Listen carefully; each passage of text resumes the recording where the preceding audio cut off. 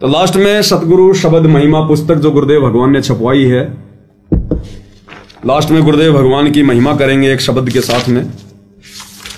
मन तू पावेगा अपना किया रे, भोगेगा अपना किया रे। मन तू पावेगा अपना किया रे, भोगेगा अपना किया रे। कि भाई अब तू जैसा कर्म करेगा, देखो ये तो जगत वालों के लिए कहा परमात्मा ने, जिन लोगों को तत्व ज्ञान नहीं है, जिनको सच्चा गुरु प्राप्त नहीं है, कि भाई जैसा कर्म करोगे वैसा ही फल भोगोगे। लेकिन गुरुदेव ने तो हमें तत्व ज्ञान दे दिया, अपनी शरण में ले लिया, धर्म कर्म की लाभ हानि की, अच्छे बुरे कर्मों की जानकारी दे दी, तत्व ज्ञान रूपी टॉर्च दे दी हमें। अगर कोई भ्रमित भी करना चाहे, गुरुजी के वचनों के विरुद्ध हमें अगर वो लगाना चाहे, तो गुरुदेव ने कहा कि पहले मेरे वचनों से तोल लेना, सत्संगों से विचार कर लेना, इस वहम में मत रहना कि ये तो गुरुजी का बेटा है, गुरुजी की बेटी है, मेरी गुरु बहन है, ये गुरु माता है, ये मेरा कोऑर्डिनेटर है, यहां कोई किसी का नहीं है। अपने शरीर की छाया भी काल है, काल। फिर कहां गुरुजी का परिवार आ गया? अगर गुरु को मानुष मानोगे तो गुरु का परिवार दिखाई देगा। जिस दिन गुरु को परमात्मा मान लिया, आप और हमारे जैसे 2 कोटि के जीव दिखाई देंगे, वो गुरुजी के बेटा बेटी। ये भगवान इस गंदे लोक में बच्चे पैदा करने नहीं आता, सतलोक से चलकर ये बच्चे पैदा करने नहीं आता। ये तो परमेश्वर एक लीला करके दिखा रहे हैं वर्तमान में, आप और हम तक ये ज्ञान पहुंचाने के लिए। तो अंधे होके चलेंगे तो फिर वही होगा। और सतगुरु के भगत होकर फिर यदि हम गलती कर रहे हैं, जगत वालों से कई गुना ज्यादा पाप के भागी बनते हैं, फिर हम कई गुना ज्यादा पाप के भागी। मन तू पावेगा अपना किया रे, भोगेगा अपना किया रे। मन तू पावेगा अपना किया रे, भोगेगा अपना किया रे। कि तेरा किया तू ही भोगेगा, तेरा भगत भाई भी तेरा सहयोगी नहीं बनेगा, नहीं बंटवाएगा। खुद के कर्म खुद ने भोगने पड़ेंगे। इसलिए गुरुजी कहते हैं सोच समझ के चलना चाहिए।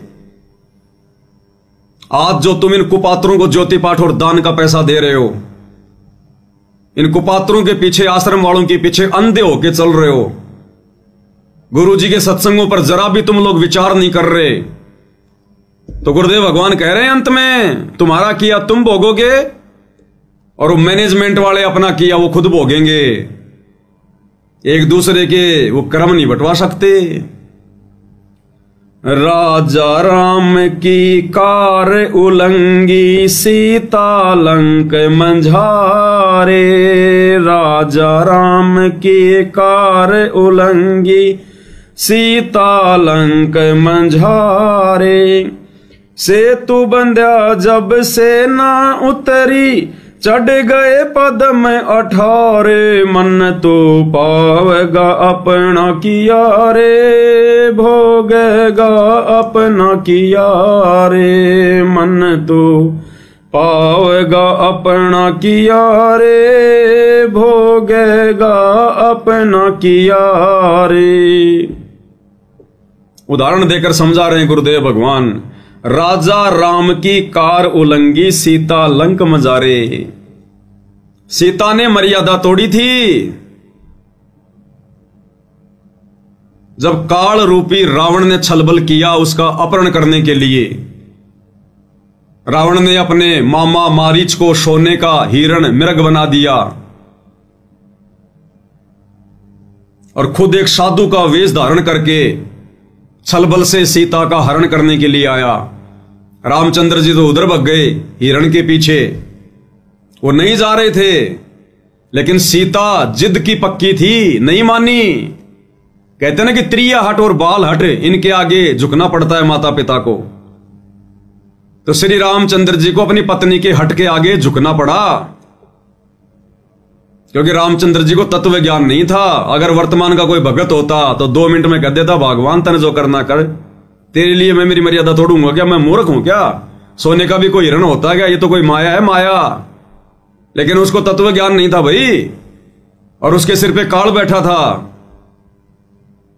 इसलिए सोने के हिरण के पीछे दौड़ लगा दी। अब हम जिसको सीता माता कह के जिसकी पूजा किया करते थे, वो अपने पति की भी बात नहीं माना करती थी। अपने पति की भी बात, वो पतिव्रता भी नहीं थी ढंग से। पतिव्रता केवल वो ही नहीं होती जो अपने पति के अलावा किसी और से शारीरिक संबंध ना बनाए। वो स्त्री भी पतिव्रता नहीं होती जो छोटी छोटी बातों पे घर में झगड़ा रखे, लड़ाई रखे, सास ससुर के साथ में, अपने पति के साथ में, अपनी पत्नी अपने पति की बातों को ना माने। उन बातों को जो जायज हो, नाजायज बातें तो ठुकरा देनी चाहिए, चाहे कोई भी हो। तो जिसको हम माता सीता कह के आरती उतारा करते थे, उनके मंदिरों में जाके भगवान माना करते थे, अपने पति की भी बात नहीं माना करती थी। और श्री रामचंद्र जी फिर लक्ष्मण जी को छोड़ के चले गए कि भैया तू ध्यान रखना यहां पर, मुझे तो कोई छलबल लगता है, कोई माया लगती है। क्योंकि ये अवतार पुरुष हैं, इनको भी आभास होता है,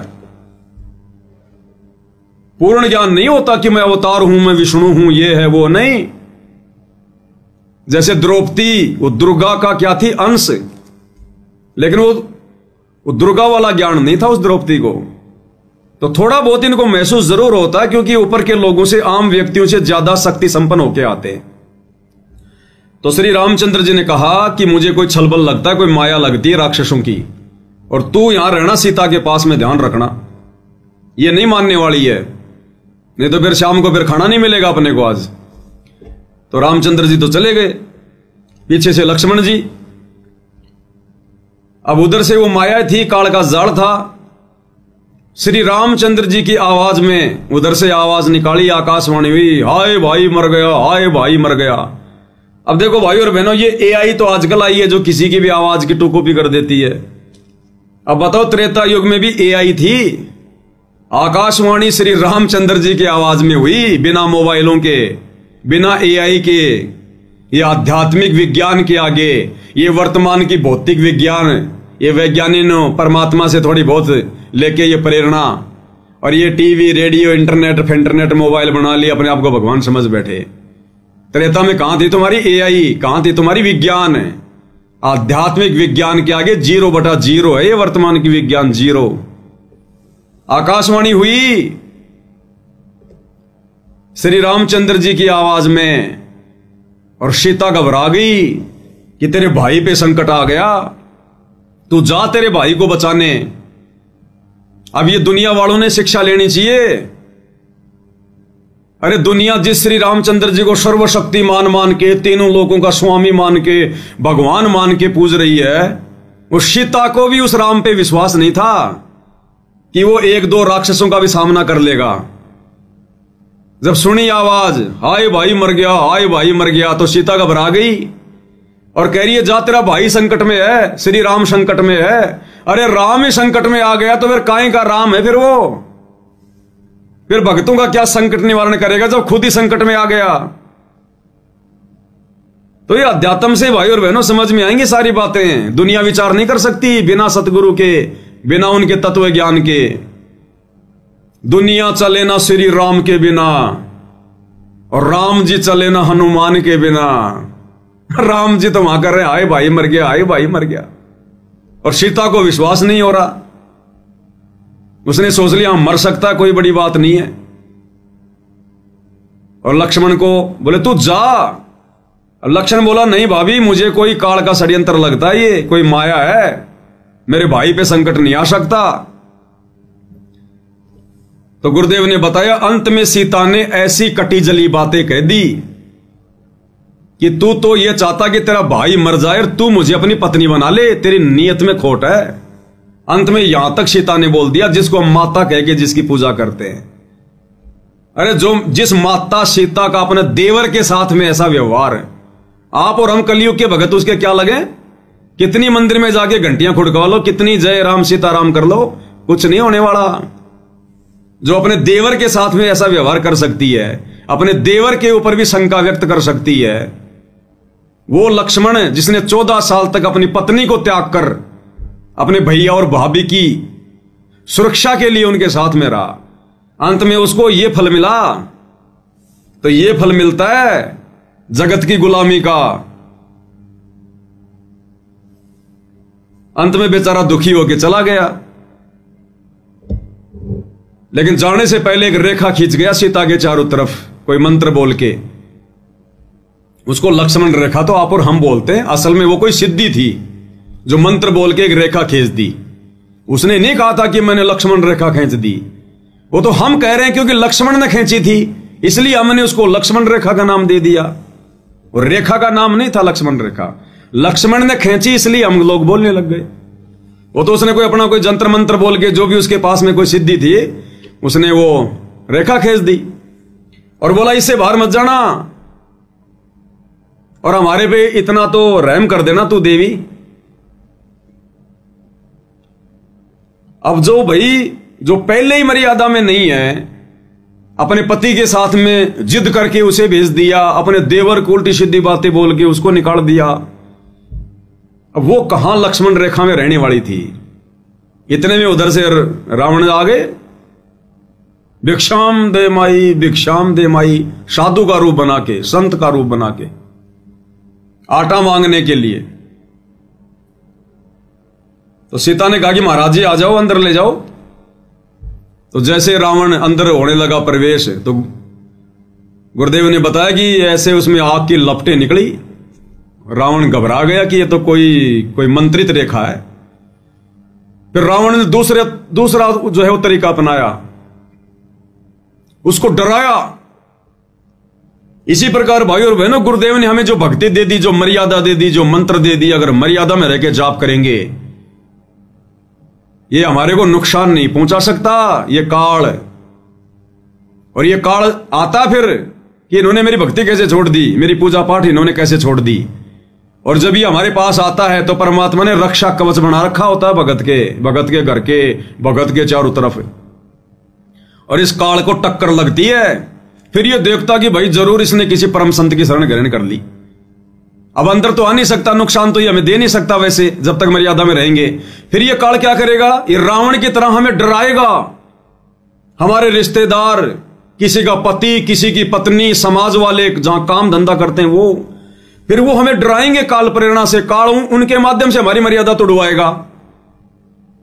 जैसे उसके बाद में रावण ने सीता को फिर डरा धमका के, उसके मन में डर पैदा करके कि मैं श्राप दे दूंगा तेरे को, साधु संत अगर घर से बिना भिक्षा लिए जाएंगे तो अनर्थ हो जाएगा, मैं श्राप दे दूंगा। इसी प्रकार ये काला आप और हमें फिर डरवाएगा, और तेरा ये नुकसान हो जाएगा, तेरे एक ही बेटा है, कल को वो मर गया तो क्या फलना दिखना। और भक्ति तो हम भी करते हैं, काहे के नियम, काहे की इतनी मर्यादा, किसी का खाना भी नहीं, किसी की ब्याह शादी में भी नहीं। फिर ये डराएगा हमें रावण की तरह। डर गया वो, मर गया। अब सीता डर गई कि सच में कहीं कोई श्राप ना दे दे। अब गुरुदेव ने बताया कि उस नादान ने विचार नहीं किया। अगर ये इतना बड़ा साधु संत महात्मा होता, इसके पास इतनी सिद्धि होती, तो लक्ष्मण रेखा को पार करके ना जाता। जिससे एक छोटी सी रेखा भी पार नहीं हो रही, उसके डराने से तू क्यों डर रही है, तेरा क्या बिगाड़ देगा वो। लेकिन वो डर गई, कोई तत्व ज्ञान तो था नहीं, और उसने वो लक्ष्मण रेखा पार कर दी, ये सोचकर कि साधु महात्मा ही तो है, क्या फर्क पड़ेगा, अभी जाके आटा दे के आ जाती हूं।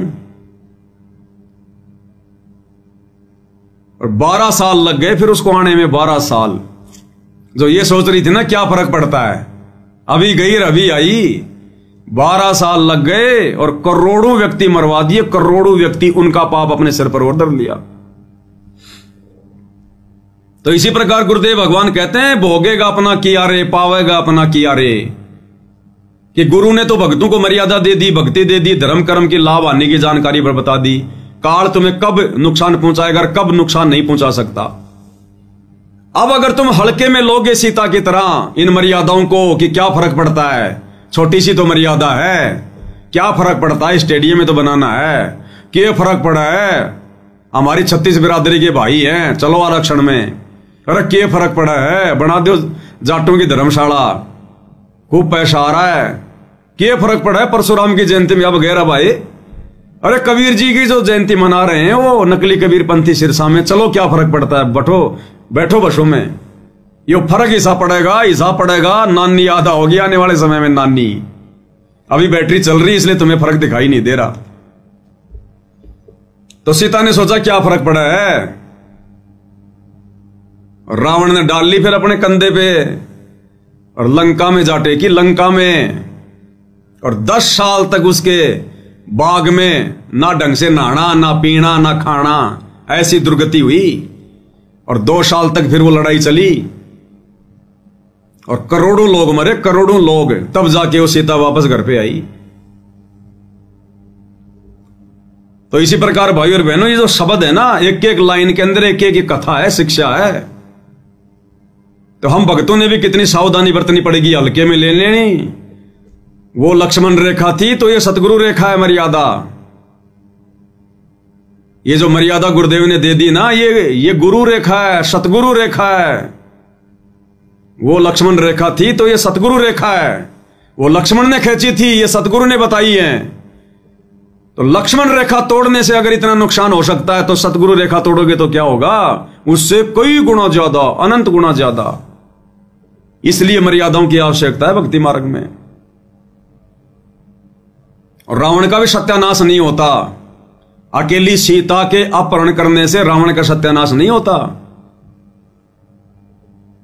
रावण का सत्यानाश गुरुदेव ने बताया, उसने साधु संत महात्माओं की वेशभूषा बना के उसने साधु बाणे को उसने लज्जित किया, उसने अन्नदेव का अपमान किया।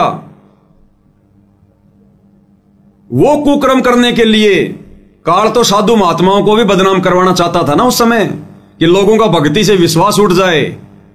इसलिए रावण को उसने प्रेरणा की कि तू संत का रूप बना, ताकि संतों से लोगों का विश्वास उठ जाए। और संत रूप में भगवान धरती पे आता है, तो ये काल की चाल थी। तो रावण को इस बात की सजा मिली कि उसने संत वेशभूषा को बदनाम करना चाहा, जिस वेशभूषा में यहां परमात्मा आता है। क्योंकि सत्ययुग, त्रेता और द्वापर में परमात्मा उसी वेशभूषा में उसी प्रकार से आते हैं, साधु संत महात्मा ऋषि का रूप बना के। काल ने उसी को बदनाम जो है वो करवाना चाहा। तो पहली सजा तो इस बात की मिली कि उसने संत वेशभूषा का उसने दुरुपयोग किया। जिस साधु बाणे में लोगों को ज्ञान समझाना था, धार्मिक काम करने थे, उसने सीता का अपहरण करने जैसा दुष्कृत्य किया। दूसरा, सीता का अपहरण करने के लिए उसने अन्नदेव का सहारा लिया, आटा, अन्न, इसलिए उसको सजा मिली। उसने अन्नदेव का उसने अपमान किया, अन्न के बहाने कि भिक्षाम दे माई, आटा दे। उसने अन्नदेव का अपमान किया, इसलिए फिर रावण की भी दुर्गति हुई।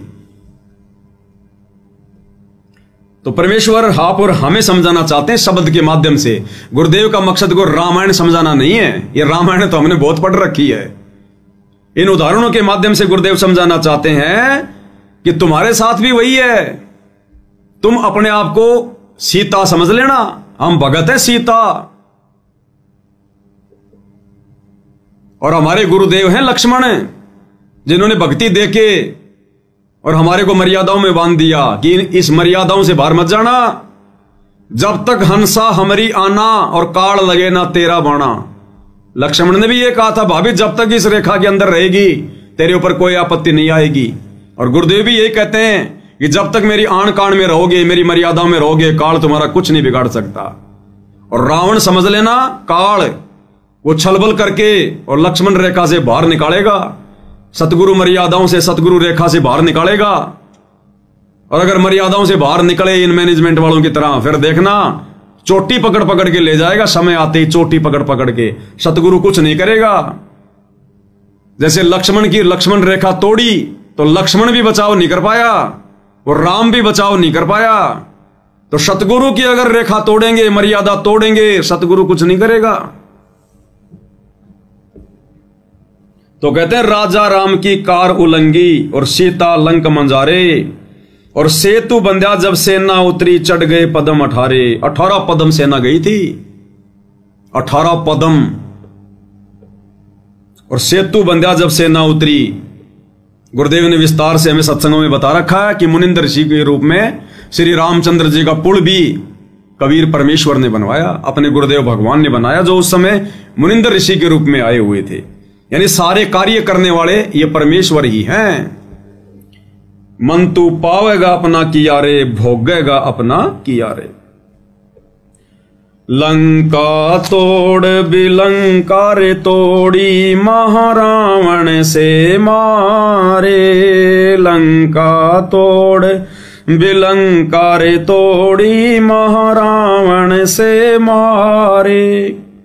10 मस्तक रावण के काटे, विभीषण को राज दिया रे। मन तो पावेगा अपना किया रे, भोगेगा अपना किया रे। मन तो पावेगा अपना किया रे, भोगेगा अपना किया रे। अब ये सारे कार्य करने वाले कबीर भगवान सतगुरु रामपाल जी थे।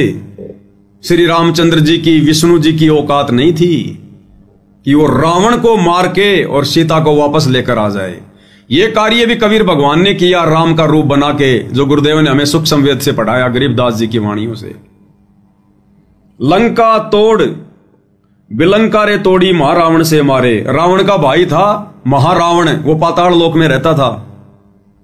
पाताल लोक का राज्य था उसके पास, रावण के भाई का, महारावण का। तो गुरुदेव कहते हैं पहले तो लंका तोड़ी और उसके बाद में बिलंका तोड़ी, महारावण की नगरी। और रावण को भी मारा और महारावण को भी मारा। किसने? कबीर भगवान ने। जो कबीर भगवान वर्तमान में सतगुरु रामपाल जी के रूप में आए हुए हैं, इन्होंने ही रावण को भी मारा श्री राम का रूप बना के, और महारावण को भी मारा पाताल में जाके हनुमान जी का रूप बना के। और पाताल लोक में महारावण को मारकर लक्ष्मण और राम को छुड़वा कर कौन लाया? कबीर भगवान सतगुरु रामपाल जी। ये परमेश्वर करता है सारे कार्य, और कोई नहीं है यहां करने वाला। परमात्मा कहते हैं सारे खेल हमने किए, हमसे मिले सो निश्चय जिए। एक छोटा सा सत्संग गुरुदेव भगवान के मुख कमल से, ताकि हमें विश्वास हो कि भाई ये करे करावे साइयां, मन में लहर उठा, दादू सिर दर जीव का आप बगल हो जा। सारे खेल करने वाले यही कबीर भगवान है। सुनिएगा। और फिर ये भी कहा परमात्मा ने कि हमने ही रावण को मारा। काफी दिन हो गए थे युद्ध होते ने, रावण श्री रामचंद्र जी पर मरा नहीं था। तो परमेश्वर कहते हमने ही उसे राम को के माध्यम से, यानी अपनी उसका हमने तीर ठोका उसका, और मारता दिखता श्री राम, निशाना हमने साधा था उसका, तब वो रावण मरा था। क्या बताते हैं? हम ही रावण मार लंका पर करी चढ़ाई, हम ही 10 सिर मार देवतन की बंद छुटाई। हम ही राम रहीम करीम पूर्ण करतारा, हम ही बांधे सेतु चढ़े संग पद्म 18। हमने ही उस सेतु यानी पुल को हमने ही बांधा था अपनी शक्ति से। तो क्या कह रहे परमात्मा? सेतु बंध्या जब सेना उतरी और चढ़ गए पद्म 18। तो क्या कह रहे हैं गुरुदेव कि तुम्हारे राम से, विष्णु से तो रावण भी नहीं मर रहा था, और 6 महीने हो गए थे रावण की नाभि में तीर से निशाना लगाते हुए श्री रामचंद्र जी को। और रावण इतना बड़ा उपराक्रमी था, अपनी नाभि में तीर नहीं लगने दे रहा था। राम को तो यह भी नहीं पता था ये मरेगा कैसे। बहुत दुखी हो गया था, रोने लग गया था कि भगवान ये राक्षस तो मरता ही नहीं है। तब विभीषण ने बताया कि इसकी नाभि में अमृत कुंड है, जब तक तीर मार के उसको नहीं सुखाओगे ये नहीं मरेगा। ये पता होने के बाद भी 6 महीने हो गए श्री रामचंद्र जी को उसके नाभि में तीर मारते हुए। लाखों तीर मार दिए होंगे, रावण ने नाभि में तीर नहीं लगने दिया। अंत में फिर रोने लग गए, कोने में बैठ के श्री रामचंद्र, गुरुजी कहते हैं। और जब ये आत्मा पुकार करती है तब वो परमात्मा सुनता है। राम कृष्ण सतगुरु शहजादे, भक्ति कारण यूं हुए पियादे। ये भी बेचारे भक्ति के लिए निकले थे, कलयुग की पिछली पीढ़ी में भी आए थे, लेकिन रह गए, फिर काल ने ठग लिया, मर्यादा तोड़ दी, काल के हत्थे चढ़ गए, बन गए ब्रह्मा विष्णु महेश, फिर ऐसे दुर्गति करता है इनके नीचे भेज के। लेकिन फिर परमात्मा अपनी आत्माओं के पीछे पीछे दौड़ता रहता है। गोता मारूं स्वर्ग में, जा बैठूं पाताल, गरीब दास ढूंढता फिरूं अपने हीरे मोती लाल, और पहुंचूंगा क्षण एक में जन अपने के काज, हिरणा कुश उधर विदारा, नरसिंह जी उधर ल्यूं साज। तो आत्मा तो परमात्मा की है, चाहे विष्णु हो, चाहे ब्रह्मा हो, चाहे शिव हो, चाहे राम हो, चाहे कृष्ण हो। परमात्मा पहुंच गए वहां पर सूक्ष्म रूप में। और रामचंद्र जी ने फिर लगाया निशाना, तो परमात्मा ने पकड़े फिर उसके तीर कमान, उसके हाथ, उसके हाथों पे धरा अपना हाथ, दुनिया को दिखाई दे रहा है रामचंद्र, और निशाना मारा कबीर भगवान सतगुरु रामपाल जी ने, और एक ही तीर में वो रावण चित्त। तो गुरुदेव कह रहे हैं, राजा राम की कार उलंगी, सीता लंक मंजारे, सेतु बंध्या जब सेना उतरी, चढ़ गए पदम अटारे, मन तू पावेगा अपना किया रे, भोगेगा अपना किया रे। तो सारे खेल गुरुदेव भगवान ने किए, परमात्मा ने किए। आज हमें वो समर्थ प्राप्त है, वो समर्थ भगवान। इस तत्व ज्ञान से पता चलेगा अब हम जिनकी झूठी महिमा किया करते थे, रामलीला, रामायण, श्री कृष्ण लीला, सुधा सागवत, भागवत, हम तो झूठी महिमा दे रहे थे तीन लोगों के भगवानों को। असली महिमा के अधिकार ये कबीर भगवान सतगुरु रामपाल जी हैं, और पूरी दुनिया जानेगी आने वाले समय में, मानेगी। मन तू पावेगा अपना किया रे, भोगेगा अपना किया रे। तो लंका तोड़ बिलंका रे तोड़ी, लंका को भी ध्वस्त गुरुदेव भगवान ने किया, और महारावण से मारे, रावण को भी मारा और महारावण को भी मारा। हम रमेणी में पढ़ते हैं ना, असुर निकंद रमेणी में, रावण महारावण से मारे, और 10 मस्तक रावण के काटे, विभीषण को राज दिया रे। रावण के 10 मस्तक भी भगवान ने काटे, कबीर भगवान ने। अन्यथा शंकर जी का वरदान, रामचंद्र जी कैसे काट देगा उसके शीश? वो तो अवतार रूप में आए हुए थे सीमित शक्तियां लेके। तो कबीर भगवान सतगुरु रामपाल जी ने ही श्री रामचंद्र जी का रूप बनाकर सूक्ष्म और 10 मस्तक रावण के काटे थे, क्योंकि वो 10 मस्तक काटे बिना नाभि में तीर नहीं लग सकता था। और विभीषण को राज दिया रे, और रावण के मरने के बाद में लंका का राजा विभीषण को वो राज्य दशरथ पुत्र रामचंद्र ने नहीं दिया। ये परमात्मा बुद्धि चेंज करता है। वो राज भी कबीर भगवान ने दिया, सतगुरु रामपाल जी ने, क्योंकि त्रेता युग में जब भगवान मुनिंद्र ऋषि के रूप में आए हुए थे और लंका में जाके राजा जो है वो चंद्र विजय भाट को अपनी शरण में लिया, उसके परिवार को अपनी शरण में लिया, और चंद्र विजय भाट की जो पत्नी थी वो मंदोदरी की नौकरानी थी, उसका मनोरंजन किया करती थी। तो मंदोदरी को भी जब ये ज्ञान समझने को मिला, तो मंदोदरी ने भी मुनिंद्र ऋषि रूप में आए हुए कबीर भगवान सतगुरु रामपाल जी से उपदेश ले लिया था, और मंदोदरी के कहने से फिर विभीषण ने भी ले लिया था। क्योंकि भाइयों और बहनों, लंका में तो कोई श्री राम का नाम भी नहीं जानता था, और हम लोग सुना करते थे कि जब सीता जी की खोज करने के लिए हनुमान लंका में गया, तो वो देख रहा था जा जाके एक जगह, जब वो ऊपर से जा रहा था तो देखा कि नीचे कोई राम राम राम राम कर रहा है, कोई राम राम कर रहा है। उसने, हनुमान बड़ा चिंतित हुआ कि लंका में तो कोई राम का नाम भी नहीं जानता, राम है कौन, कहां का है, और राम का नाम कौन ले रहा है यहां। वो गया वहां पर, छुप के सुना, देखा, फिर बातचीत हुई। तो लोग फिर शंका करते हैं कि जब राम का कोई नाम ही नहीं जानता था, कभी राम कभी लंका में गया ही नहीं था उससे पहले, तो रावण का भाई कैसे राम राम राम राम जाप कर रहा था। तो अब गुरुदेव ने अपने तत्व ज्ञान में बताया कि तेरी सीता के हरण से पहले मुनिंद्र ऋषि के रूप में जाके विभीषण को और मंदोदरी को इस कबीर भगवान सतगुरु रामपाल जी ने जाकर जो है नाम उपदेश दे दिया था। और उस समय परमात्मा ने यही मंत्र देने थे उनको भक्ति पे लगाए रखने के लिए, क्योंकि वो विष्णु को ही भगवान मानता था, इसलिए राम नाम का जाप दे दिया होगा परमात्मा ने। वो राम राम राम राम कर रहा अपना। ये 5 मंत्र, ये शतनाम और ये सारनाम तो वर्तमान कलयुग की पिछली पीढ़ी में देना होता है भगवान ने, इससे पहले तो छींट भी नहीं देता भगवान। उससे पहले तो वही मंत्र देता जिनको वो भगवान मान के पूजते हैं, ताकि इनकी आस्था बनी रहे। तो ये आदि राम पूछ गया था उससे पहले, राम राम शब्द जगत बखाना है, आदि राम कोई बिरला जाना है। ये आदि राम कबीर भगवान सतगुरु रामपाल जी, ये भिन्न भिन्न वेश धारण करके और ये परमात्मा अपनी आत्माओं को शत भक्ति से जोड़ते हैं।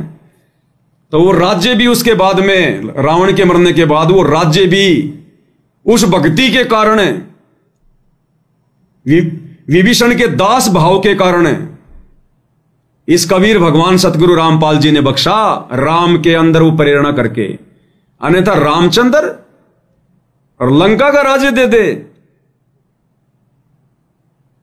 सोचो भाई और बहनों, जो रामचंद्र सीता जी को वापस लाकर अश्वमेघ यज्ञ कर रहा है, और अश्वमेघ यज्ञ क्यों की जाती थी?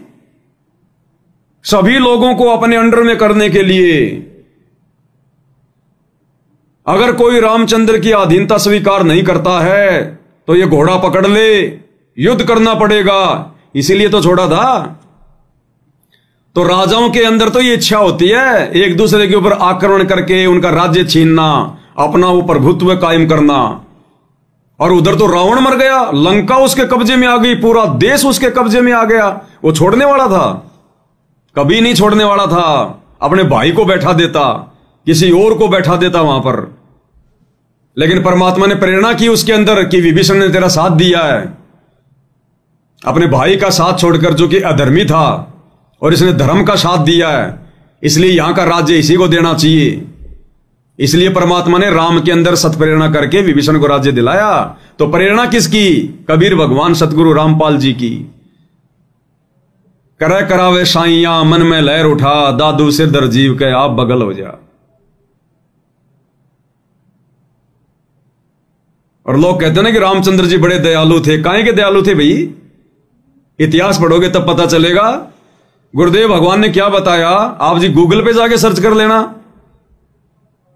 अश्वमेघ यज्ञ जब किया जाता था, जिसमें वो अश्व छोड़ा जाता था, अश्व यानी घोड़ा, वो घोड़ा छोड़ा जाता था उसके गले में बांध के पट्टी। और जब वो अश्वमेघ यज्ञ वाला घोड़ा जब पूरी पृथ्वी पे घूम के वापस आता था, और जिस दिन वो अश्वमेघ यज्ञ होता था, उस दिन उस घोड़े की बलि दी जाती थी। उस घोड़े को काटा जाता था और उसके मांस को प्रसाद के रूप में बांटा जाता था। यह जानकारी तो आप जी गूगल पे जाके भी देख लेना कि अश्वमेघ यज्ञ के बाद में उस घोड़े का क्या किया जाता था। तो रामचंद्र जी ने अश्वमेघ यज्ञ किया था, भैंस यज्ञ नहीं किया था। तो काहे के दयालु थे, काहे की दया थी? वो तो जीव हत्या करते थे, जो हत्या करता वो खाता भी होगा। अरे जो लोगों को मांस बांट रहा है घोड़े का, वो प्रसाद बना बना के, तो खुद क्यों नहीं खाता होगा? अब ये हाल था इनका, जिनको हम भगवान मान के पूज रहे थे, परमात्मा मान के पूज रहे थे। दया धर्म की कोई चीज नहीं। तो अब पता चलता इस परमात्मा के तत्व ज्ञान से, भगवान की शरण में आने से। तो परमात्मा कहते हैं, लंका तोड़ बिलंका रे तोड़ी, महारावण से मारे, 10 मस्तक रावण के काटे, विभीषण को राज दिया रे। गुरुदेव कहते हैं ना, जय तन चाहिए राजपाट तो धर ले ध्यान हमारा। इस परमात्मा की भक्ति से ही मिलेगा राजपाट भी। बाकी राजनेताओं की रैलियों में धक्के खाने से, उनके चरण चाटने से सरपंची का पद भी नहीं मिलेगा, सरपंची का भी। ये गुरुजी के दोनों लड़के कहां फूल रहे हैं, चुनाव लड़ने की सोच रहे हैं, और बन भी गए तो निरे अपने कर्म फोड़ोगे, निरे अपने कर्म।